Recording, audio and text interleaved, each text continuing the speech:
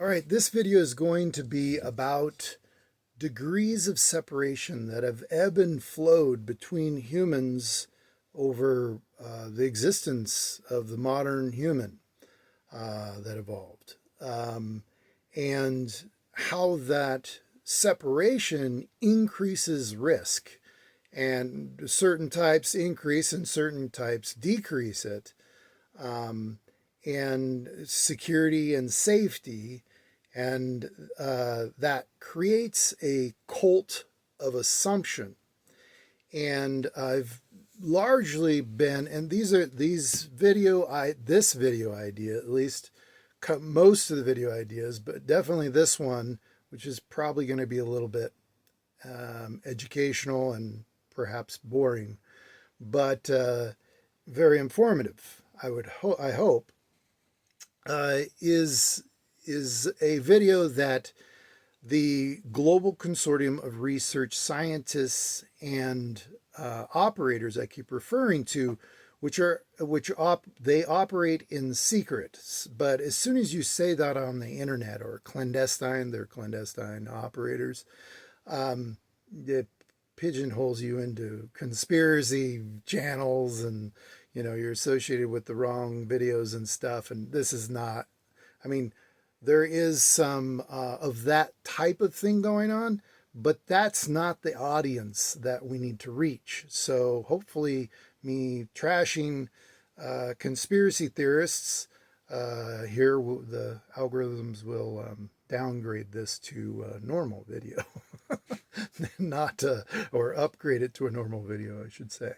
But anyway, these are clandestine operators who risk their lives every day, or whenever they're working, to keep people safe. And that started not to work to some degree. That is unbeknownst to me at some point within, I would guess, given what they've talked to me about, probably since the Bay of Pigs to now, maybe 2014, when the MI6 and chiefs of MI6 and CIA, United States CIA, came out with a statement that said something to the effect of international order is under threat that they haven't seen since the Cuban Missile Crisis, or something to that effect, the Bay of Pigs. And JFK got assassinated. So that didn't go well. Anyway, humans over generations have been increasingly at risk, and particularly inexperienced women. And I'm not sexist. This is what research scientists say. Watch my other videos or contact me through confluenceinfinite.org for facts, not opinions, you can look at that say that young, inexperienced, regardless if they're young or not, but you always young, women are at risk, or at greater risk. And some of those women are the best people in the world, the most giving people you want on the planet. And they get in trouble, safety-wise, or killed or raped, or, just confidence destroyed and similar. And it stems from, so their insecurity, just regular citizens in the United States and globally, I'm in the United States, are less secure, less safe, as well as clandestine operators, because of this cult of assumption. And I can't remember if I said this already, but I've been pinning that on religion a lot, but not entirely. And I apologize if that makes it sound like I'm a hater of religious people. I'm not. I hate what religion does to people and what people do with religion, and that sort of thing. However, that cult of assumption is perpetuated by religion as well, but it's a cult of not paying attention, assuming things. And it has to do with literal, in part, a big part, separation between people. So I'm going to start this not in the most exciting way, but in the way that these, we'll call them research scientists, global consortium of research scientists, say I should start it. And that is with language. The first separation that everybody kind of knows and they want me to talk about is language. When I talk to you, even if we were back when we were just babbling barely out of, being some sort of ape like person, Homo sapien or something, just the dawn of modern humans, and we started to talk, that communication requires, if it's language, not, watching someone communicate with their body or something, that's very different. But communicating with language requires you to interpret or understand the definitions and remember those definitions and of the words and word structure and customs and of talking dialects and things and how words and meanings drift and the pronunciations and all that stuff. It's a mess. It's you talk to any, I think, linguist or a language expert and they'll say, oh, it's an art. Well, no, it's a mess. um, that's often what people use as a code word for mess, or mysteriousness. But you must remember those definitions and be familiar with how they speak and how and their language and things in order to understand them. So on some level, you are assuming, even if you grew up with them, they've been with you your whole life, maybe they came up with a new word, learned a new word, or changed the definition or thinking different about it. That language requires you to assume things about what that person really is talking about. And prior to that, with the way we evolved for millions of years and not just a mere thousands of years, we must assume. So that's one step in the wrong direction. And that makes you what? That makes you separated because there's misunderstanding, there's conflict, there's misdirection, like literally going the wrong direction or something, right? Um, and describing things in language. And then that boils down all of that to higher risk life, less security, less safety. And that's sort of where I'm going to go on each one of these because that's where these these research scientists want me want me to go with it because their lives are in danger, and so are yours. And they don't want anybody's lives in danger if you're a good person, a wonderful, giving person. They don't want that. So then we can go to written. The written language has no tone to it. You have to put that in there. And, the first writing, which, by the way, had to do with accounting, I'm told, like on stone tablets. So you're not going to elaborate too much on the tone of voice and, the tenses and, the all the, the grammarness that you need, the grammar stuff and punctuation. You're not going to embellish in that because you got to write it to spend an hour chipping it into the stone tablet or whatever, parchment or whatever it is. And that's not a simple task. You might abbreviate things and that gets misinterpreted as well. So people don't know what you mean. They have to assume more about what you mean. That causes more misunderstanding, more separation between people because if I'm in a conflict and you wrote something and I thought it meant this and you thought it meant that, I mean, every attorney's been in this situation, right? Not to skip ahead, but that creates a separation. You know less about the people around you, and knowing those people less and reading this writing instead does what? It doesn't put you next to people. It separates people. It puts you things are unbeknownst to you about that person. You don't know them as well if you're reading their writing instead of standing right next to them doing whatever it is that we're doing, let alone talking about it, right? So that is one element. So you must interpret even more. But then, as opposed to actually knowing what was really actually going on and standing next to them.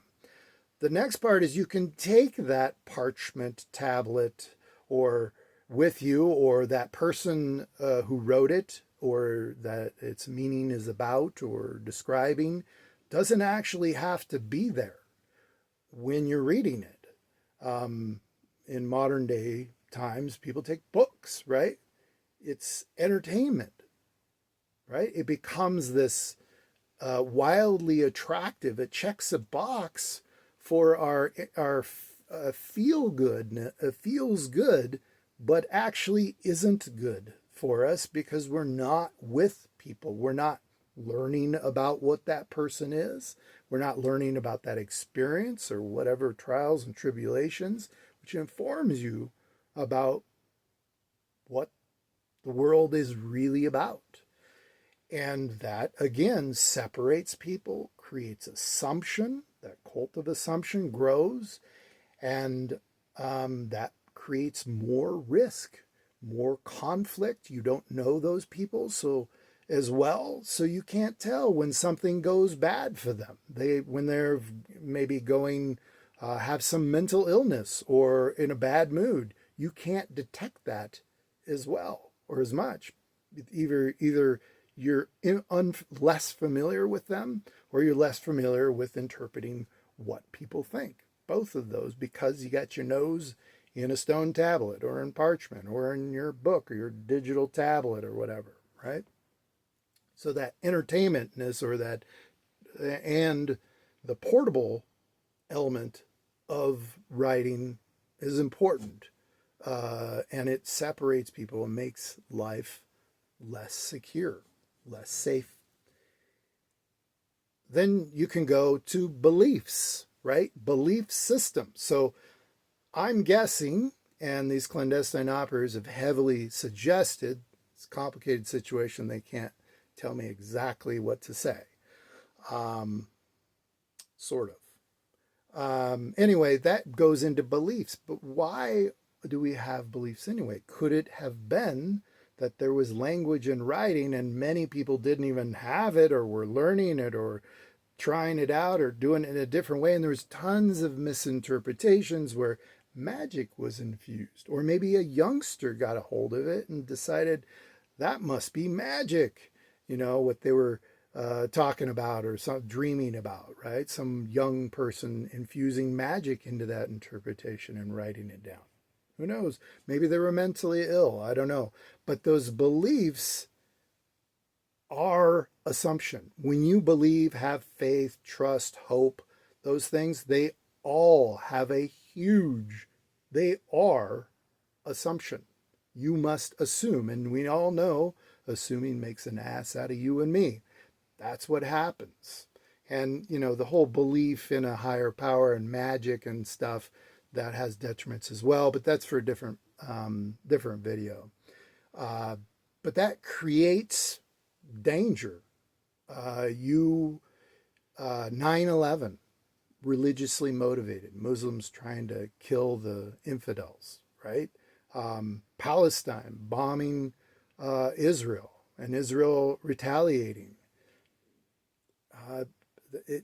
If you're a religious nut, you take religion too far, and that causes what? Conflict. Different religions, conflicts between different religions. Even if you're not religious, you're an infidel, right? If you don't believe in their religion, right? So it's just this big quagmire, just awful. And what does that do? That creates more separation from people and things that matter for us. And we must assume that beliefs are assumptions. Why not verify things? Oh, because you can't. That's what makes religion so weak.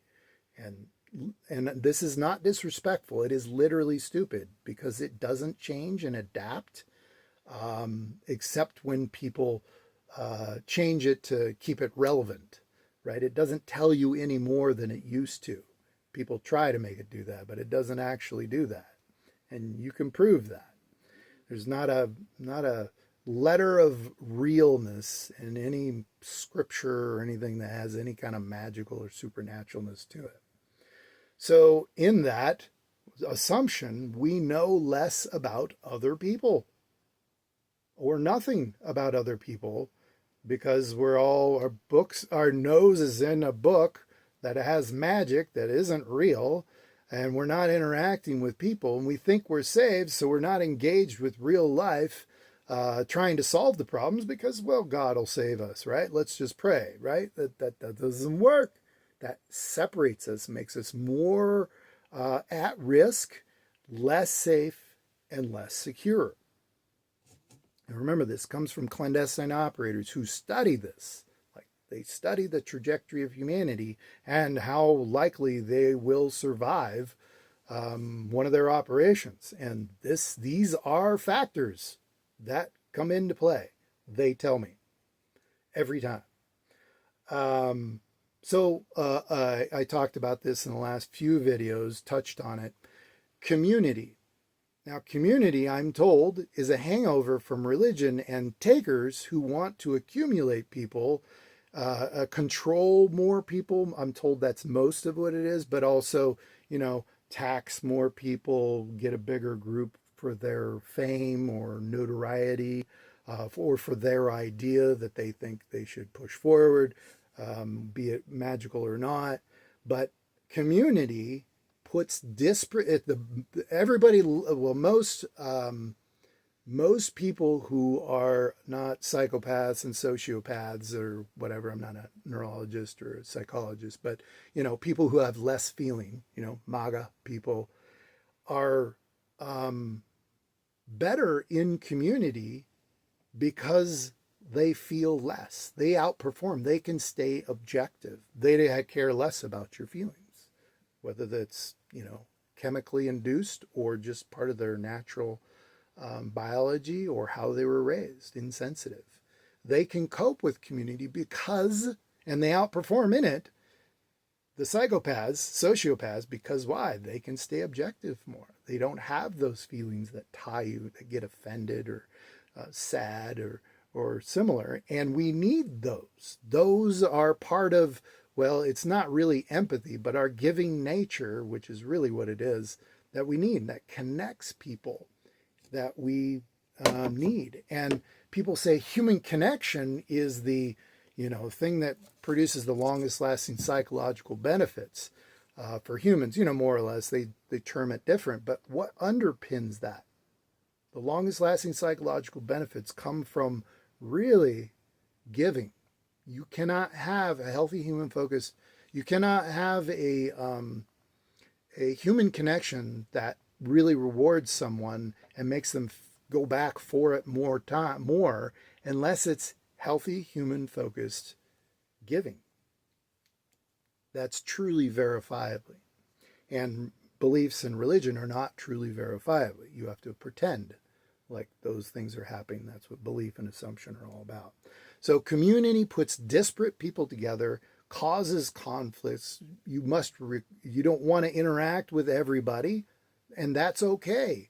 And so you must assume about people. And when people really get into community for a while, it might work out for a while, or for some people who sort of split off or whatever, but it never works long term. It never has, but it feels good. And I'll just briefly say that feel goodness or feel good feeling is for large family, which is at the core of one of the core affecting part of this new way to live that we want to put forth to people. But that's kind of a sidebar for different videos that I go in much length about. But community puts us together when we have to compromise. You could have one of the best people in the world, but they're the most wonderful, reasonable, cooperative, and coordinating people in the world. But because they're truly verifiably healthy human focus, is different, community won't work. It will cause a conflict. It will cause them to um, to underperform in that the more they give, because the give back is not in line with their biology. So community really separates us. It creates assumption. You don't want to interact with them as much. You're using language mostly, and you don't know these people in community as well or at all. So you must assume and pretend. When you're at church, everybody knows at church, you go to church and everybody's got their halo on, but out of church they're raving lunatics sometimes, and some of them are wonderful people. But um, in the end, religion is a type of community where you're putting disparate people together, and it causes conflict and compromise, and that produces less benefits that cause people, or truly verifiably healthy human focus and behaviors and emotional attention and results that cause givers to outperform. Because when you give in community, you get less back. That is in line with your biology. I talk about that more in other videos. Anyway, so the community model doesn't actually work. That feel-good feeling should come from large family. That's how we evolved for millions of years, not a mere few thousand or 10,000 or 2,000 years, however you look at it. So then you have community. You got these people who say, well, you're not really like me, and there's a conflict, blah, blah. I'm going to throw up a border. You just stay on your side and I'll stay on my side. This is where we live. This is where you live. That seems like it creates safety, but it doesn't. That actually creates more problems than it does. People can't move freely then. That creates more compromise in your life, creates less security, less safety. But we build those for safety, and we have to use them to sort of keep the most nefarious people out. But they inevitably are born or come in to the country, and they're allowed in. So then it doesn't really work in the end. It festers within the borders, and then there's border conflicts. You get people like Putin and others who just want to take land. Although there's a major language element to that conflict. He wants to preserve the Russian language, which I would gladly give up English as my language and learn a whole new language if it meant more harmony in the world, but no such luck. So anyway, then once you throw up borders, then you start to get into possessing land, right? Then this is my land. No, you can't do that. And then there's the tragedy of the commons. If you're in business school or took ethics, about, overgrazing. Person one grazes their sheep on the land, and then person two overgrazes the land, but it's shared land. And then all of a sudden there's conflict, and you throw up borders, and you got less land, and conflicts between that. Maybe the sheep jumps the fence, things like that. It just causes more and more problems, separations, assumption, like you're away. There's not as much free thought movement between those two areas. So people are less familiar with each other. If you have borders, they don't know each other. The more free the border is, the less of a border, if you will, the more free flow of ideas, thoughts. People understand each other more right on those borders as well. So then you start to get into, well, gosh, you got to have safety, right? It's not safe now. Well, what's going on, right? We got all these borders, but now it's not safe. And nobody's getting back what they're putting in to maintaining the safety and the civility within those borders, because what I say, you put disparate people together, it leaks benefits to people who might be wonderful people, they might be terrible people. They just aren't your type of people. And it's not producing the type of world you want. So you're less likely to put more effort, time, focus, and similar. There's no AC going because you won't be able to hear the audio. So I'm sweating bullets. But we'll get through this. Um, bit of a sauna in here. So then you have to keep people safe if it's your kingdom, right? That's probably where it started, thereabouts, clans or whatever. Groups of people within borders or kingdoms or land that is deemed some families or a group of peoples or countries. You got to tax them.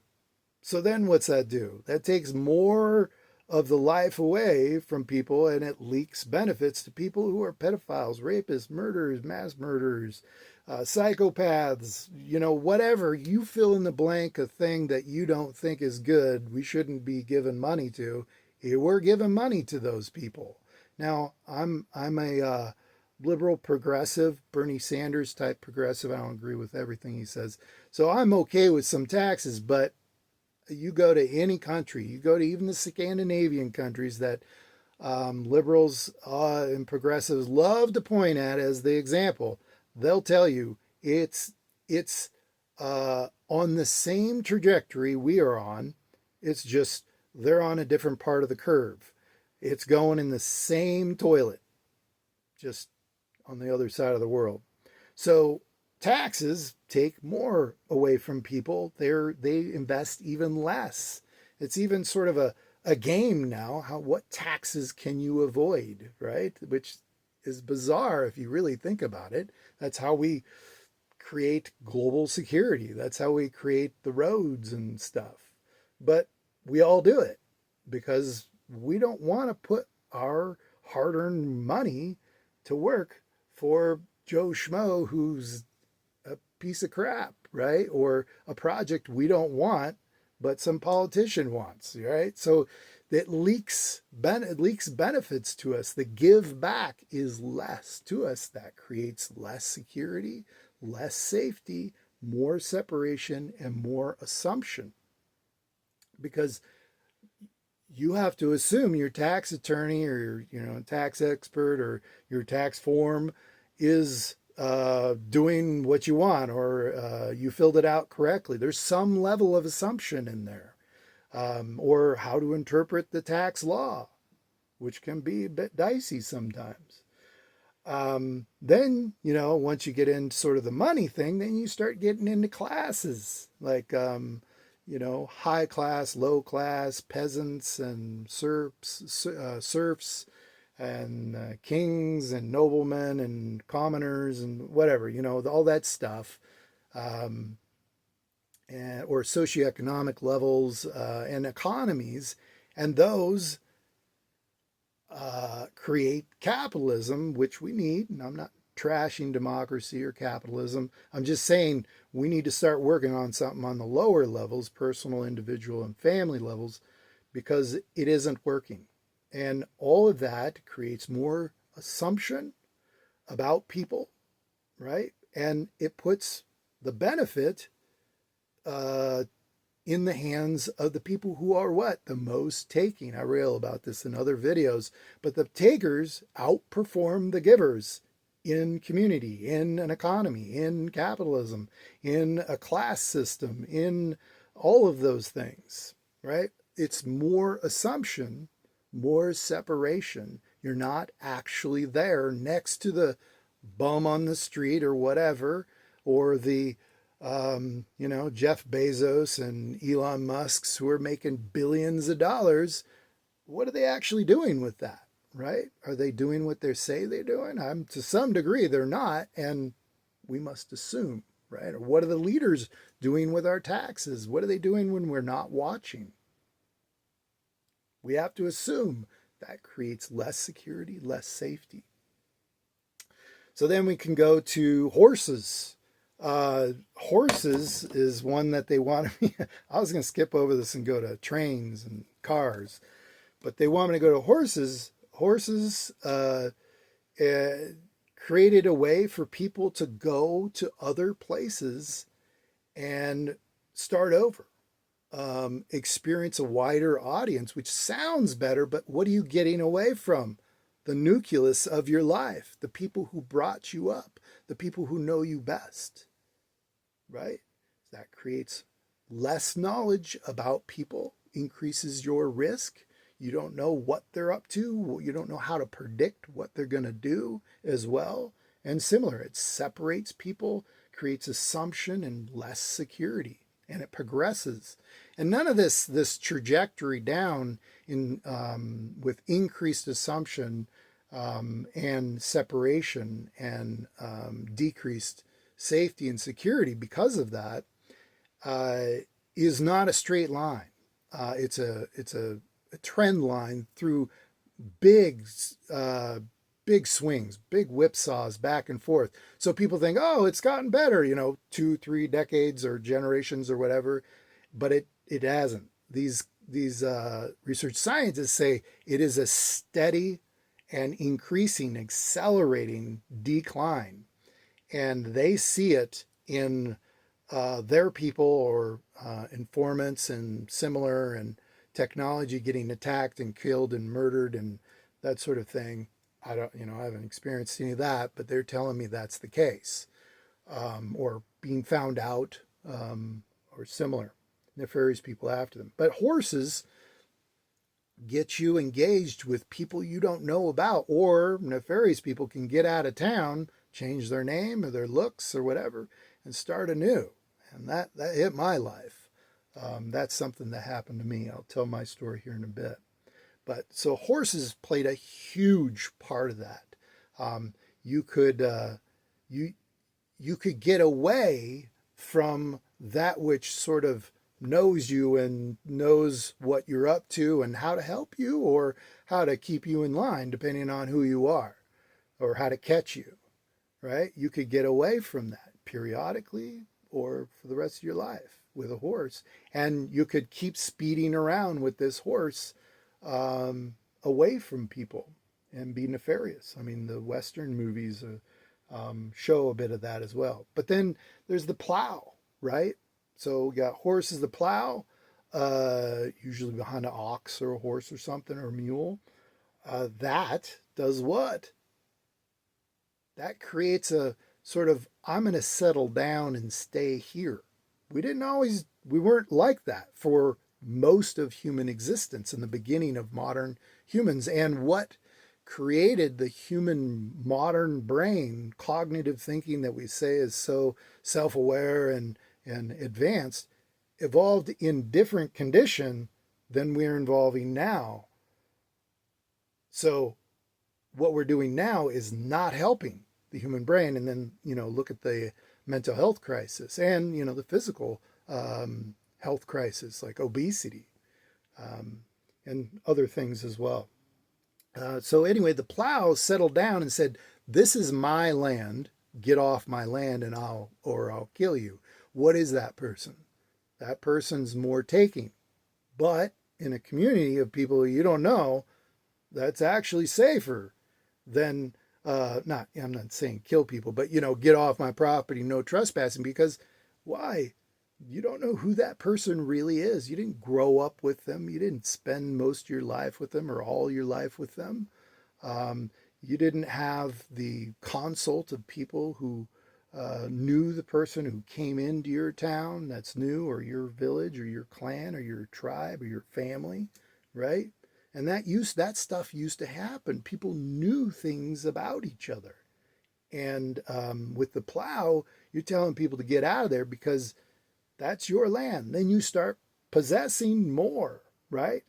And you settle down and tell people to get out and throw fences around your property, not just the kingdom or country or state or whatever, but your property.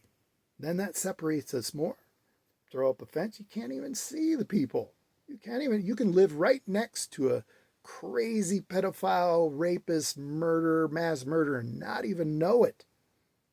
That never used to happen, the way we evolved. So that's less secure, more separation, not as safe, and we must assume more and more. And then I'm not going to go through all of them, but you got the train, what are cars, the telescope. You didn't have to go there.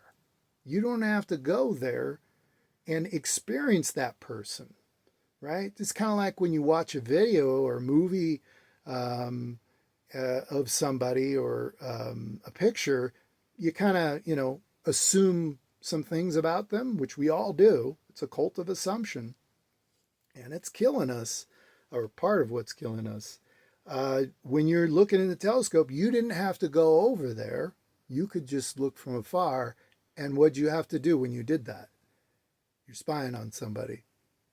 You're assuming you know what's going on. You're assuming you can read their body language. You're assuming that it's safe or it's dangerous. You don't actually know. You're not verifying. And let me tell you, um, from 2018 to about 2020, and then some more dabbled in after that, these clandestine operators, or these research scientists uh, who are clandestine, um, have had me do a lot of verifying. Man, it seems laborious as heck. Like, why am I doing this? This is stupid. I know all about this. And then I get there, I'm like, oh, I didn't realize that. And I tell you what, you think you know. I'm one of those guys, I'm stock analyst and capital markets analyst, you know, computer guy. Like I'm a smart guy, a master's degree and stuff. I'm not like a genius, but I'm pretty damn smart. And I think I know most things. Well, I get there, and I tell you, almost invariably, these clandestine operators say, "No, go talk to that person." I'll be like, I know exactly who they are right away, and then we spend a couple days. I'm like, "Wow, I didn't realize," and about things and people and processes, the whole thing, not just people. So the telescope was a big one they harped on. They wanted me to put that one in there. I was just going to skip to the telephone. And, telephone, internet was supposed to connect us, but what are you doing right now? Are you interacting with someone where you're actually learning things about who they really are or what they're presenting? There it is. When you're on the telephone, you don't actually know what's going on the other side of that phone. You know what's coming out of their mouth, but you're getting pure language. Email, that is even worse, right? The written language versus the spoken language, right? And then you go to the internet and then you get to AI, and it's just completely fabricated life and animated things. And it is a total clusterfuck.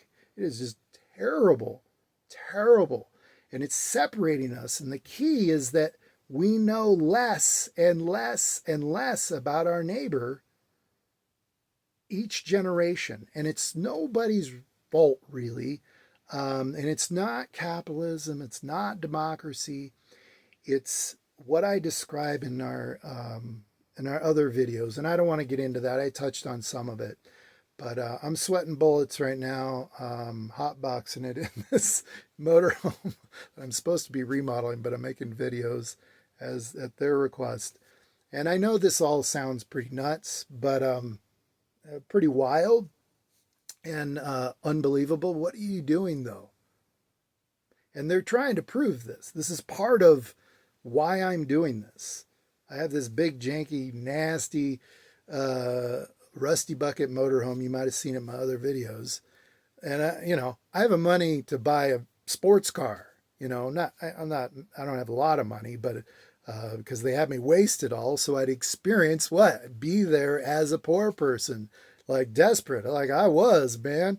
At one point, I had like $100 in my bank, $111. I remember it in Leavenworth, Washington. But anyway, so you're assuming, like when you saw this video and I have my shirt off, you're assuming something like I'm trying to show off for the internet. No, it's hot in here, and I don't want to bother the neighbors in this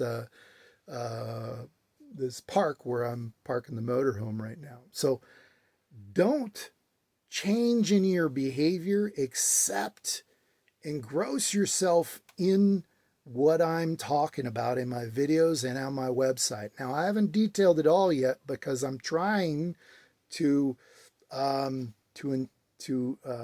inspire some people not to get involved with me in any way. I know sometimes I say that in some of the videos because that's a real situation.